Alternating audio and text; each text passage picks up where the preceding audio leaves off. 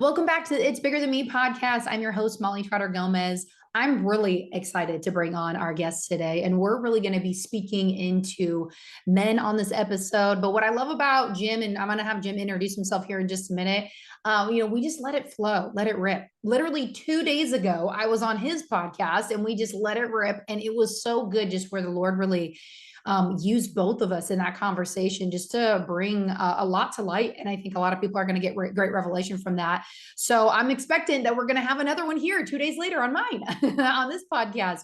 But honestly, this podcast really is for all of you that are listening and you just want the raw and the real. And today we're really going to be speaking into men on how men really, just to be the light out there. But before we dive into all the things, Jim, I would love for you to introduce yourself to the audience. Quick story: Jim and I met at an event called the King's Council, which is a place where men and some women actually gathered, just kingdom-minded men and women, just to be able to grow. And I'm so grateful that I've had relationships such as yourself and even several others from that group that really just spurred off, and just watching what the Lord's doing through your life has just been such a treat. So that's how we got connected. But please tell the people at home that are listening or even watching this a little bit about yourself. Thank you. First off, it's an honor to be here. And again, like you said, I'm pumped to be able to be here and deliver the real and the raw, and just have conversations about what it's like to be an example of what's possible. Because I am 37 years old. I've got a beautiful wife, 2 kids, Great Dane for a dog. And I've got the life. And I've had an awesome life always, but I never really realized it until I understood what actual success was. There was a period in time where I identified myself by my accomplishments in terms of how much money I had in the bank, how many businesses I ran, what the bottom line profit was. And I've done a lot of cool stuff, and I'm sure we'll dive into that throughout this conversation. But my point in saying that is, if you asked me to identify myself 4 years ago, I would have said, hey, I've got this business, that business, this is how much money I've made. Whatever, that's stuff. The real version of me is, how do I show up as a dad? How do I show up as a husband? How do I show up as a friend? How do I show up in the community?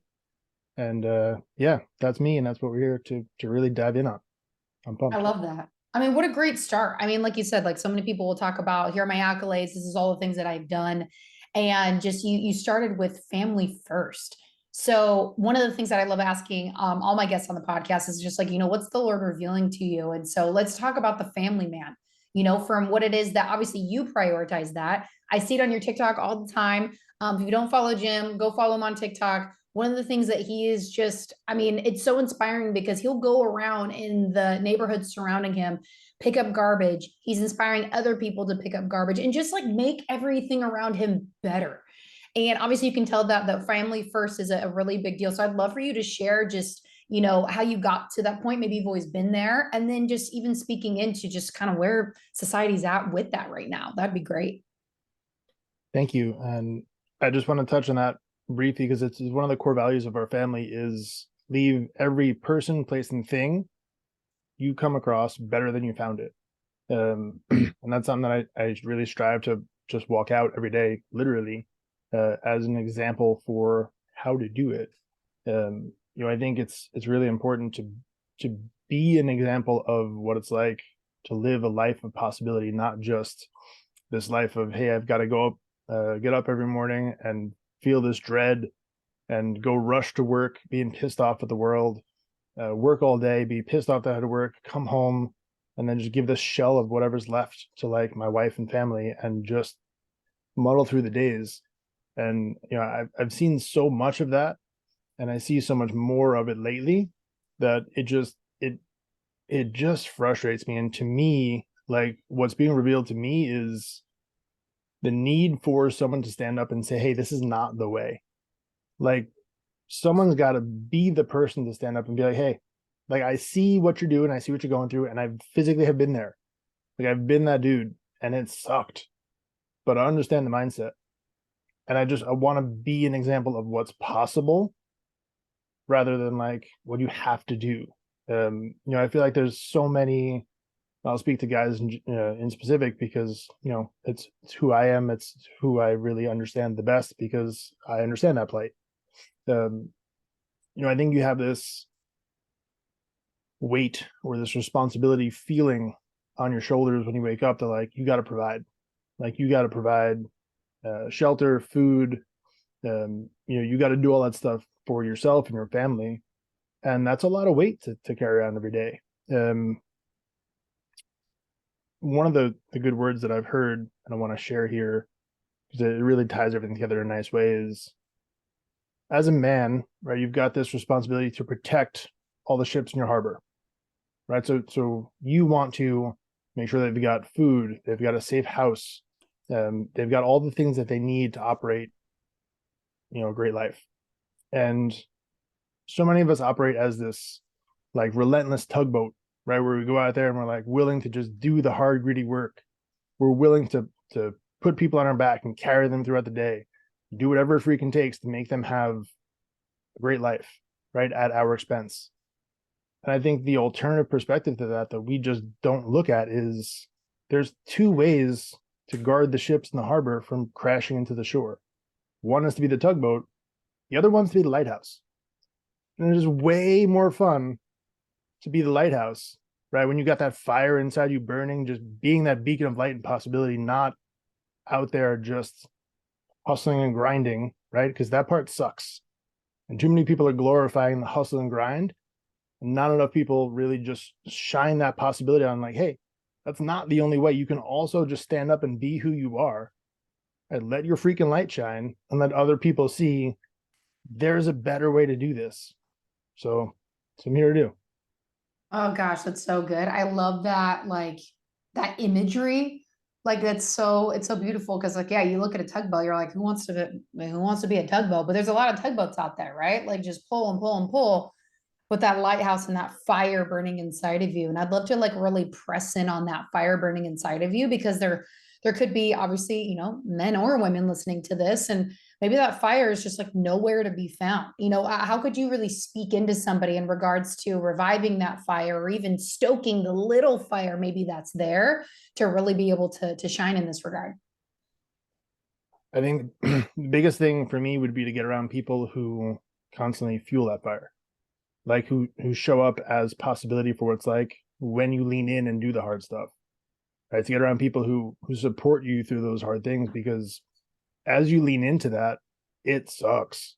Like as you start to really be like, all right, cool, I feel this calling on my life, I feel this fire burning, I'm supposed to go out and do this thing, you're gonna get slapped down a lot. Like you're gonna get so many things that are gonna come up against you that you're gonna be like, I don't know if this is for me. All this pressure, maybe I should just crawl back into my 9 to 5 and do whatever it's going to be that I have to just suffer through my days, because there's less pressure, there's less discomfort.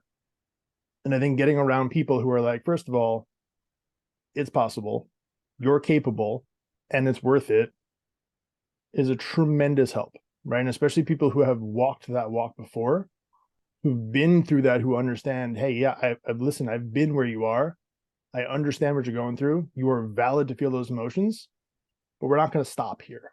Like you could rest, right? We'll regroup and we'll figure out a better way forward. But this is not the end point. We're not retreating. We're not going backwards. So I would say if you're that person who feels like you've got that little fire burning, or like, that there's something better, something different, or like you're not satisfied with where you are, the number one freaking thing I would say is get around people who are going to stoke that fire for you, who are going to speak life into you, who are going to like help you see what you are capable of. That's so good. I mean, the environment's key. And it's so funny that you bring that up because environment is a word that has it's been burned on my heart for a long time, but especially now, because it's like now more than ever, like your environment includes what's on your social media feed, like the videos you listen to, the music you listen to, the people who speak into you, the people around you. But it really does matter. And being able, I love that you said this, being able to find people who've already kind of walked through what you've been going through. I know personally, in the past, I definitely came from a place of pride of like, I'm not going to ask anybody for help. Like, who are you to help me? Icky, right? Yeah, definitely learned the hard way on that and don't have that mindset anymore. It takes a vulnerability of being like, here's where I'm at. and I really need to be led through this. And, it can be scary because, who do you turn to? Who do you ask? But finding that right environment is so important. And again, the environment is just not something like, yes, like having a conversation like this or being with people, but also just like what's pouring into your mind constantly outside of having conversations with people, I think is super huge. So I would love to know, like, how do you, like, what does that look like for you? Because obviously you, from what I see, stable, your values. Love the fact that you said that your core values for your family, and you have a phrase like, I love that. Leave things better than when you found it. Like, that's amazing. The fact that you have like a family, it's like people have a family crest and you guys have a family phrase, a motto that you live by. I think that's phenomenal. I'm definitely gonna have to adopt that when we start our family. But back to, the environment piece. Obviously, I know you surround yourself with a lot of, intelligent people that can pour into you that really have, either been there or just good people. How else, like, what other environments do you have in your life that you're really conscious of that ultimately just pours into who you are today? I think if you really pay attention to the little things, um, what music you listen to, what you drink, what you eat, how much time you spend alone in prayer, in thought. Um, it's the little things that make the biggest difference, and we gloss over them because they're little. We don't think about, when you're listening to music, what words are you repeating in your head, right? What are you feeding yourself? Um, so many of the little things that we just gloss over daily. I mean, it's even when you're scrolling your phone, when you got a couple minutes, and look, there's nothing wrong with spending some time to scroll TikTok. You literally endorsed people to go follow me before. Like, why? If you need that escapism and you got to go to social media, cool. I'm not going to fight you on it. I'm not going to say, hey, you're not allowed to go do that, X, Y, and Z. If that's where you find some escape after a tough day, I'd rather you go do that than go, anything else a little bit more extreme. But start being intentional about the time you spend and the things you consume. So how do you do that? You spend time intentionally, and I literally have this on my calendar. The first of the month, I will spend 10 minutes going through my social media, and I will intentionally like things I want to see more of. Okay, this is an algorithm. They are just there to feed you stuff that you like. Over time, that algorithm is going to creep into trying to feed you more stuff, right? So if you go and you spend some time and be like, hey, I like, motivational quotes, I like some sports videos, I like some whatever it is, right? Stuff that is good and is going to feed you. That's what you want to see, and that's cool. Like, I'm not going to take away your time from going to escape into social media if you need that escape, right? I'm not saying you can't do that, but be intentional about the things you consume and learn to consume a healthier way. Like, you don't have kids yet. For me, we've got, my son's going to be 10 on Sunday. My daughter just turned 7. So they're still really young. We notice a difference as parents when my daughter, for example, eats candy. If she eats candy or she eats anything with food dye, her behavior is off the charts. It's clear as day. We can tell when she's having a meltdown, when she's super emotional. She's had some candy, right? She had some candy at school or somewhere along the line in the day. She had a little bit of food dye or some candy, and whatever it is, she reacts to that. So as parents, we see in her this negative behavior. Somewhere along the line, we grow up and we stop thinking it applies to us. We just consume whatever, and we're like, yeah, chuck it on in there. The fast food, the drinks, literally whatever you can get in, because we don't give it thought. We just take it in, and then we have these awful days. We wake up feeling kind of crappy, or we're in a mood, and we just relate it to, everybody sucks, or I'm just stressed, or I didn't sleep good. Never stop to think like, hey, maybe it's what I'm eating. Maybe I happen to be also still, have this negative reaction to food dye or sugar or whatever it is. Like, again, as parents, you can see when your kids are super overtired, they're cranky, they're emotional, they don't behave like themselves. Yet somehow we think as adults doesn't apply to us. We can just stay up all night, get up super early, just, fumble through the day on a couple extra cups of coffee, and we'll be fine. And we fail to realize that, like, hey, it doesn't change. We just somewhere along the line, stop paying attention to it because we're just so caught up in this other crap. So really, to tie a bow on that is to just be super intentional with what you consume, whether it's music, movies, hobbies, food, beverages, like the things that you are taking into your body in any way, shape, or form, just pay attention to them. Like, and again, you don't have to go extreme. Do one thing at a time. Make November the month you start paying attention to what you drink. Okay. And if you've got an addiction to Starbucks, cut it down to once a week. Okay. Maybe look for ways to kind of thin out the stuff that's coming in there. I'm not asking anyone to be extreme. I'm asking you to be intentional and pay attention to the things that you are consuming. And as you continue to do that and level yourself up over the course of years, you're going to start to realize how much better you feel, how much better you perform, how much better your life is by making these little micro decisions that just add up to this totally different lifestyle.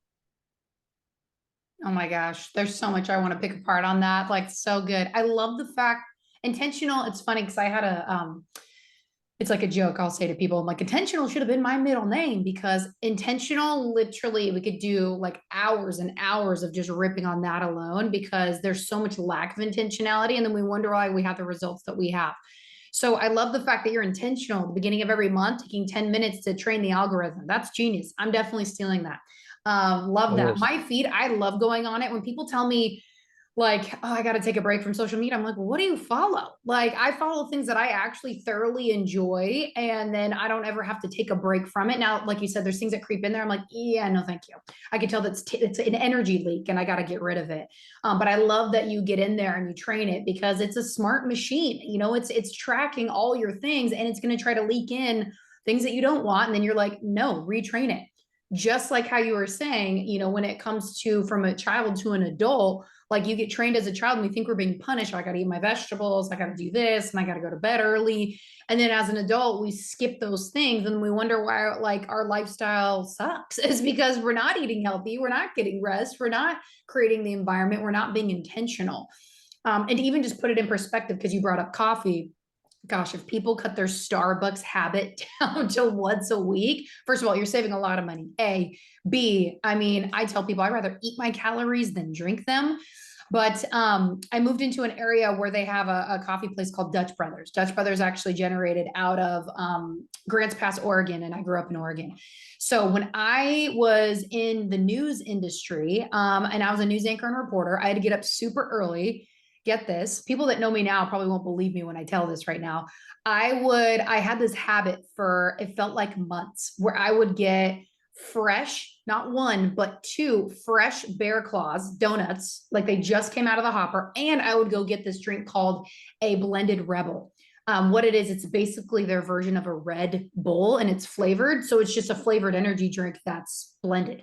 I would have all of that at like, I don't know, 2 or 3 o'clock in the morning. Terrible. Just like awful, right? Like that is like, that's, I don't even know, hundreds of grams of sugars. I don't even know, but it tasted good at the time. Well, the other day I've been driving by this Dutch Bros for months and the line is just, I'm not even going to sit in that line. But like the other day I'm like, you know what? I'm going to go sit in that line and I want to get this drink because in my mind, I was like, I remember how good that tasted. Let's go try it again. So I tried it and I drank it and I was like, I feel awful. I'm never getting one of these again because from where I was back in what, 2012, 2013, when I used to have that habit to where we are now in 2023, I have trained my mind and been intentional about my health so much that my body knows like you just fed me crap and you're going to feel like crap. So when I have something super sugary like that, it was just like yeah, this is like, why did I even go there? But my mind was like, I remember how good that once was. Just because your mind's telling it and your body, you might have different reactions. And so I like to encourage people like put your body even on a fast, like take out processed sugar, take out crap, take out junk, fresh, lean, green, whatever, and do that for like 30 to 60 days. You're going to feel the difference and train your body to the point where it's like when you put in garbage, not that you're going to eat clean all the time, but when you do, you feel it and you're not going to want to do it as often. So like but you have to get to that point where you got to break that habit or going to bed a little bit earlier or whatever habit that you were, kind of talking about, just being intentional. And I love that because where we are now is accumulation of what we've chosen, the results of like where we are now, just choice after choice. Here's the results. If you don't like it, if you look in the mirror and you're 30 pounds, 10 pounds overweight, if you don't like where you just kind of look and feel, you don't feel great, like go change that. Go find a new thing and go challenge yourself with it. And one of the things that the Lord's really been like, just, I mean, I feel like it's just like a hammer and a nail in my brain every morning is we're built to do hard things. But so often we want to avoid pain, and intentionality will cause pain at some point because you're giving up something that you maybe once liked to do, but it's not necessarily good for you anymore. And we get to press through that. Like we get to do that. But so many people are like, I rather choose my happiness over something that's going to cause me like a little pain right now because I have to quit a habit. And so I'd be curious because I just laid out a dirty secret there of just eating atrociously. But like, what is there any example that you can give of like maybe where you once were, but where you've seen the growth of where you are now, just to give perspective that, you know, we're coming with receipts here, and we weren't always just this way. Like there was habits we had to break. 100%. So a couple of things. I just want to touch on one point before we get into that story, because, you know, you mentioned eating a certain way or drinking a certain way. Going back to it, you realized how awful you felt after you had it. But when you were having that every day, you didn't really notice how you felt after because it was normal. Like that was just, you were in the zone. Right? But it wasn't until you kind of changed that habit, when you went back to it, you realized, man, this sucks. And I think that's the same thing we got to do in all of our life. Like we're in this spot of comfort, right? Because we are creatures of comfort. We try and go from air conditioning to air conditioning to try and stay in the perfect temperature and the perfect cushy car and the perfect desk and the perfect desk chair and the perfect clothes. So we're just comfortable.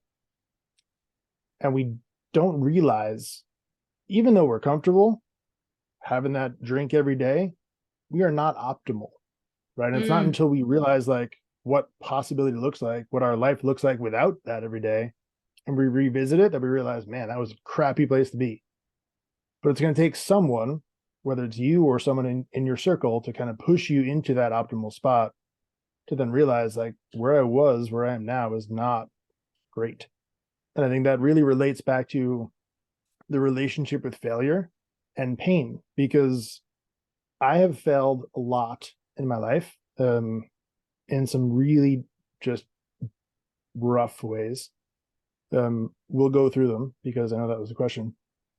First one is this picture right here, which I'm gonna share. Like this picture is my two kids. Well, you can really see that, but in front of a half a birthday cake.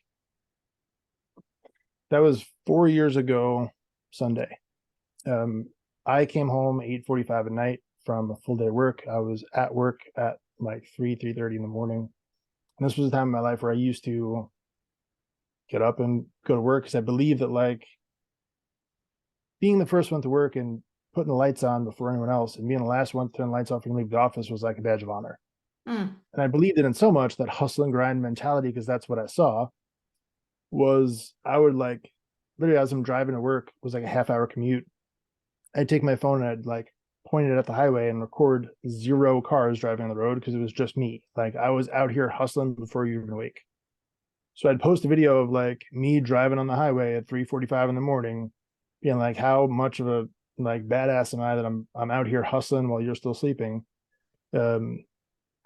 And I'd go to work before my family woke up, and I'd come home as they were going to sleep. And for a lot of days, I would like miss the entire day. My wife was essentially a single mom, because although I was providing for the family, I was not there to support. I didn't support her. I didn't support the kids anyway, other than making sure that there was money in the bank. That was it. So back to that picture, my son's birthday, I come home 8:45 at night from being on the whole day. And I say, hey, let's sing happy birthday. And if you ask me what I was doing up until 8:45 at night, I honestly couldn't tell you. Whatever was the day of, I must have thought it was important, more important than being there for my family. And I came home and I was like, all right, let's sing happy birthday. And my wife pulls out a half birthday cake and my heart sinks. I'm like you get this rage and you're like, how dare you? Like I'm out providing for our family and you don't wait for me to sing happy birthday. And that's like the instant reaction. And then you realize how crappy of me to put everyone else in that situation. And I missed it. I missed singing happy birthday to my son because I was doing what? And I remember in that moment taking that picture, I was like, is this what success is? Like, I've got whatever you could possibly imagine, right? I've got the house, the bank account, like you name it. Like, I can go and do whatever I want. Like, I thought this was what success was. Because for a lot of people, like, that's what we're taught. We're taught that success is how big can you grow the business? What kind of car do you drive? How nice is your house? Like, what kind of toys do you have? And I realized in that moment that, like, that's not success. Success is, how do I show up as a husband, as a father, as a friend, as a leader in my community, and for myself. Like, I didn't even know who I was, but there I am. Like, I think at the time I was like 370 pounds, like super overweight, like on the brink of divorce, no relationship with my kids. Just like, is that what life is really supposed to be? No, but I was successful. Cool, Jim. Like, that's not really success. That's a dollar amount in a bank. Like, when you die, that stuff goes away. Like, that's when I realized that success is more about, what are you leaving behind? Like, what are you giving other people? Do you have a relationship where people are feeling loved, seen, heard, and appreciated? Like, do your kids feel that? Does your partner feel that? Does your community feel that? The people you interact with every day feel that from you? Like, that's what success is. Success is carrying yourself in such a way that, like, when people are just walk past you and say hello, feel a little bit different. But like, you have such a positive presence that your presence is positive even when you're not.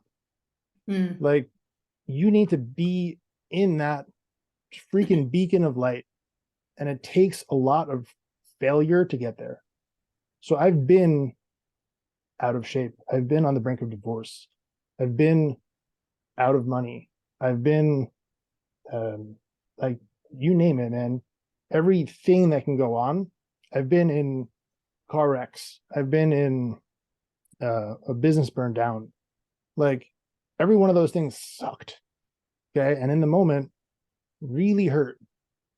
But on the other side of that was a nicer, newer car, a so much better relationship with my wife, so much stronger relationship with my kids, better identity for myself, rebuild the restaurant to make it look nicer than it ever was.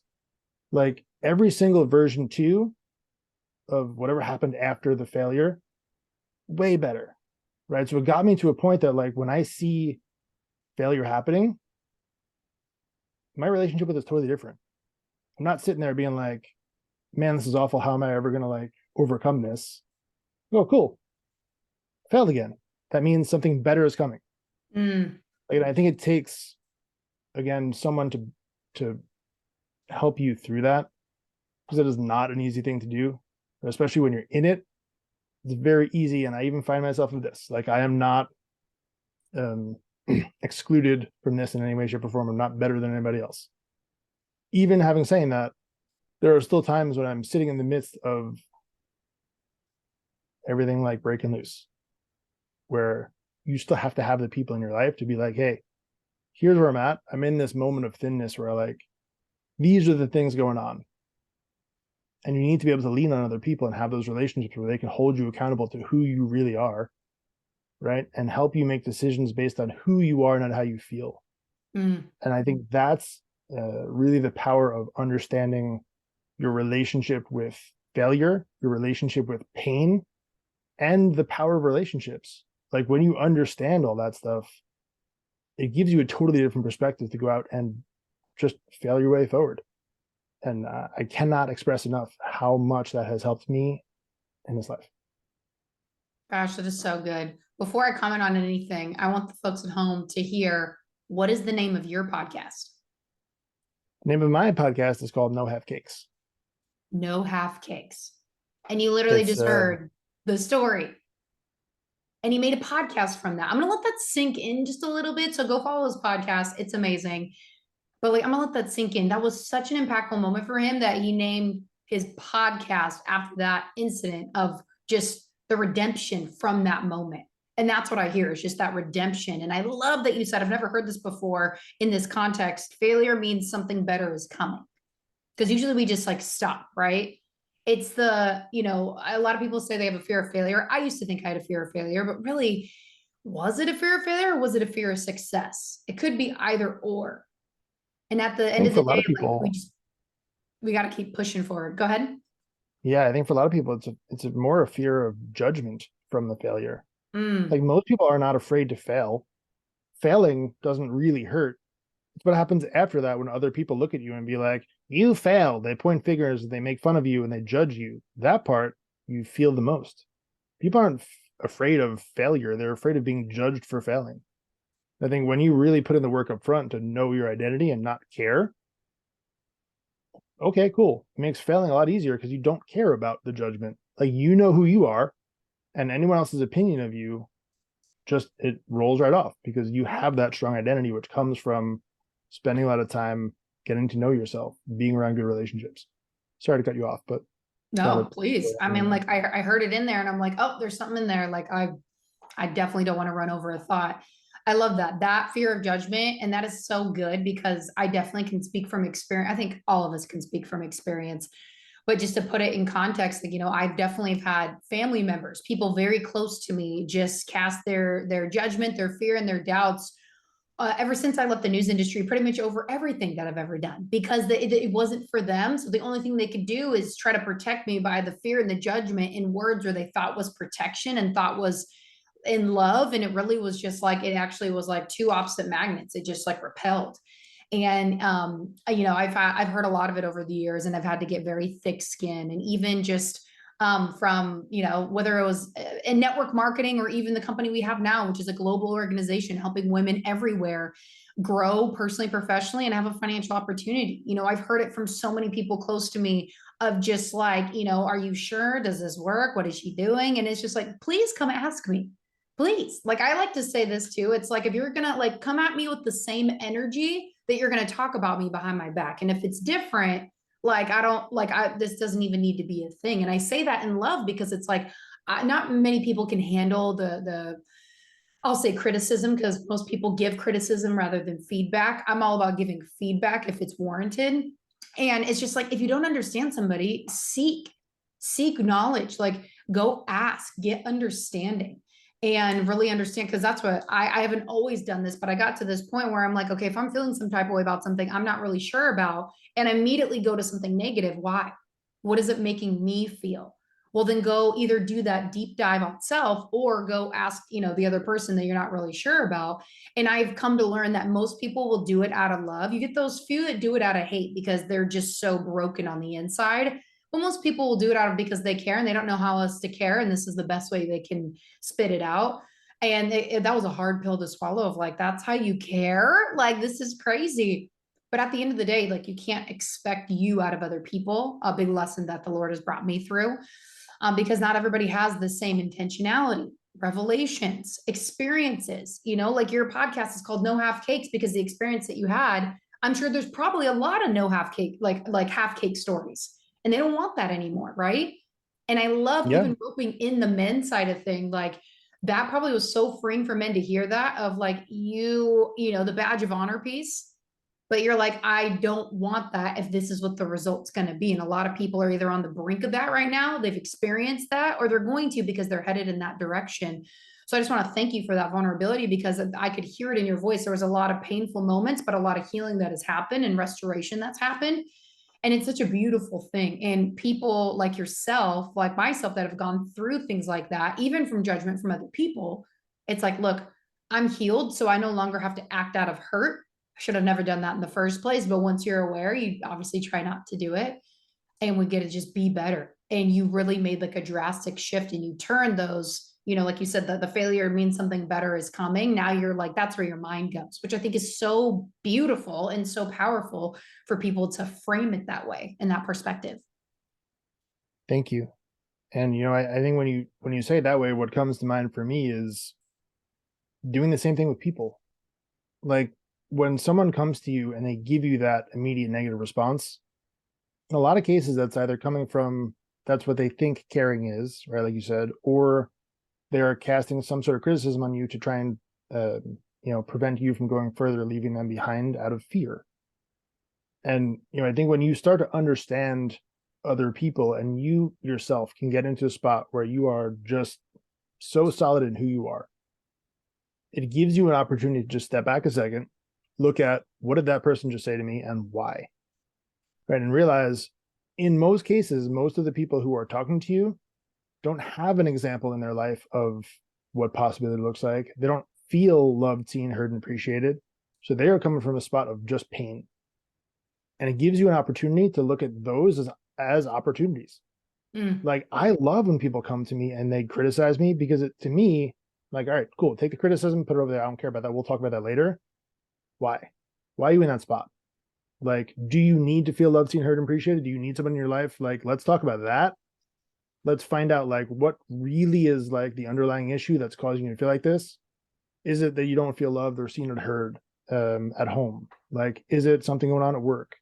Is it some self-doubt and self-confidence? Like, what is it in your life that's causing you to bleed out on everybody else? Because so many people right now are bleeding on people who didn't cut them because they are not healing the thing that hurt them. Like, that's where we're at in our society. And like, it takes a bunch of people to stand up and be like, all right, cool. You want to criticize me? No problem. Do what you got to do. I know it's not really coming from a place of honesty. It's coming from a place of fear or hurt. I'm going to just dismiss that because I know where it's coming from. Now let's dive in and figure out like how I can help you just feel like a better version of you. And a lot of people are not receptive to that because they have to admit that like they're in a spot that they need help. They're wrong. They are somehow in need of help, and people don't like admitting that, right? So that part is hard, and you cannot save everybody. That part sucks too. A lot of people like to think that like, hey, if you're a fixer, I'm a fixer. You want to be able to fix people. Sometimes that means just giving them an ear to listen. Right? It's not this immediate like on-off switch. You got to build relationships. You got to build trust. Like, you got to figure out, hey, how can I show up the best version of myself for you, and just love on you, right? One of the things that was game changing for me in that, especially as a man, because for a lot of men, I feel like they get this example that men cannot show weakness. They cannot cry. They cannot be emotional. They cannot be sentimental. They got to be this tough, hardened shell of just an emotionless thing. But like, when you do feel those ways, you feel like you're wrong and you're broken and you're not right. You're not normal. Okay. So that's one of the reasons why I will purposely go out and make an example of myself to be like, hey, yeah, this is possible. And guess what? It's totally normal too. But back to the perspective shift, understanding that a lot of men try and be a warrior by sake of going out and creating war, right? Going out and being violent in their opinion and trying to force things to happen. Understanding the difference is that a real warrior just wants peace. A warrior doesn't want war. A warrior wants peace.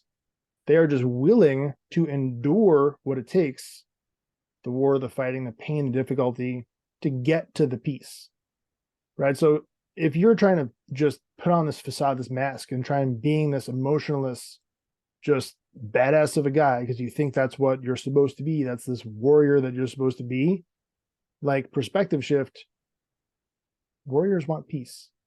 They're just willing to go through the tough stuff, right? So stop creating the tough stuff just for the sake of like thinking that it helps you do whatever. It's not the way. Just want to share that thought. I love that. I love the war analogy, because when you think about it, that is the goal. It is the goal. Maybe not, in other places, war is just war, a chance to spend a lot of money and do horrible things. But the ultimate goal is because there's a disturbance and we're trying to find an agreement to create peace. So I love that you use that analogy, because we do have a lot of fire starters, a lot of war starters, a lot of people just want to throw bombs at each other with no indication of this ever ending. And that's not what we were created for. And that's coming out of a hurt place, right? And so that took me a long time to learn, because I used to be the queen of offense. I used to always think everybody was against me. I used to, like, my mind was so trained on protection.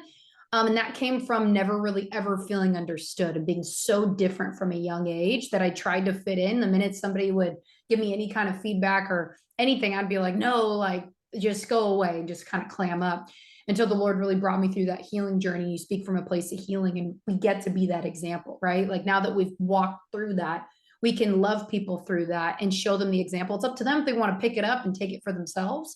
But we need more examples out there of what it looks like to be intentional, to love people where they are, to not throw the bomb back. I actually saw this post on recently on Facebook. It was an image of I think it was a man. His hand was bit and there was a snake in front of him, a big black one. And it was talking about how he saw this snake in a fire and he tried to like grab the snake really quick and get it out the fire. And then the snake bit him. Well, then he realized, okay, that didn't work. So he goes and finds like a pole or something to help get the snake out, but give it some distance. And then somebody walking by was like, hey, by the way, that snake bit you. Why didn't you just leave it in the fire? He's like, well, snake is always designed to protect itself. It's designed to bite things. Just because it's coming to me and biting me doesn't mean I change my character towards it. I want to save this thing. And I was like, whoa, like what an image, right? Like it could have been a venomous snake. He could have died. There could have been a whole bunch of things. But he's like, no, I'm still going to save this snake instead of having it burn in this fire. He ends up saving the snake, gets bit, but the whole point is he didn't shift his character. I was like, wow, that was such a great post to come across, because how often do we shift our character because of what's happening to us rather than us being unfazed and being who we've been called to be? That takes getting, fiery arrows, bricks, stones, things thrown at you, and it hurts. There's going to be hurtful words. There's going to be pain along the way. No one promised a life full of peace. There's going to be a life full of trials and pain. We live in a fallen world. So I was like, wow, like that was such a powerful perspective of we need to remain unfazed and be that bigger person and be who we've been called to be. And there's gonna be dying to flesh moments where you just want to lash out, you want to say something that's gonna make you feel good, but in the end, it's just gonna cause more hurt and muck. And then it just perpetuates all the crap that's out there. So gosh, this is so good. Oh my gosh, there's so many gems in this.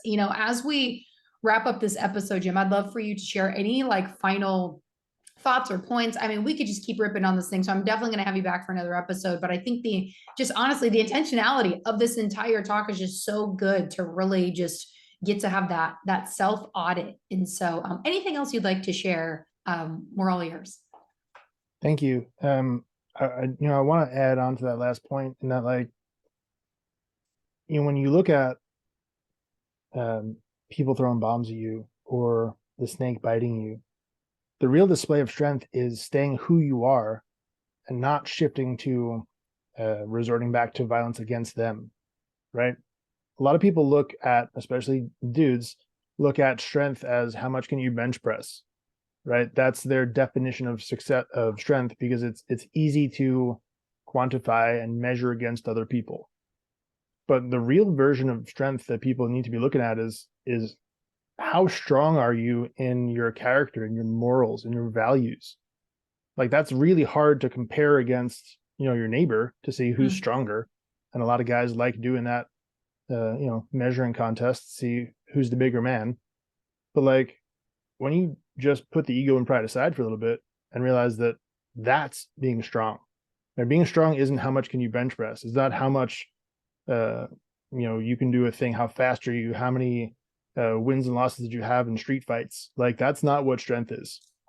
Strength is how strong can you stand and be a pillar of light in your community, for yourself, for your family, for your job. Like, those are things that I don't think we value properly, and they just don't get enough light. So I would just encourage anyone who's sitting there feeling like you're just looking for ways for people to give you value, right? Because I think a lot of us struggle from not feeling seen, from not feeling heard, and I think we resort to, let me just do the thing that people on social media value. Let me be this dancing monkey for the likes and the shares, because that's how you receive validation for who you are, and that is just going to lead you to a really dark place, right? And part of having this No Half Cakes podcast, the reason why it's the background of my phone, is because it's a thing that I hold near and dear in my heart, that I don't want myself to fall back into, because there's plenty of opportunities throughout the day where it's like, hey, you know, you have to be at your kid's school for this thing for the PTA. This person needs you. This thing is going on. There's an emergency in your business. And a lot of times you'll sit there and be like, all right, how do I do this? Right? Where are your priorities? Is the decision you're making in this moment going to be something that you look back on and be like, did that really matter? Or was I just doing the thing that like made me feel good in the moment? Did it validate this mindset that I had that like I wasn't good enough, so I was trying to prove someone wrong? Did it feed my ego? Or did it like make a freaking difference in the world? Like we got to stop looking at the scoreboard and measuring the wrong things, because it just leads to a place of hurt. And look, I'll end on this note that I was in that spot. And the whole reason I have the podcast, the whole reason why I coach people, the whole reason why we're here having this conversation now is because I was shown an example of what's possible from someone else that led me to be like, hey, there's another way I can do this. Okay, cool. I'm not stuck here.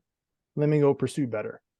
And so for me, having gone through that, I want to be that example for other people, for my kids, for my community, and for anyone listening.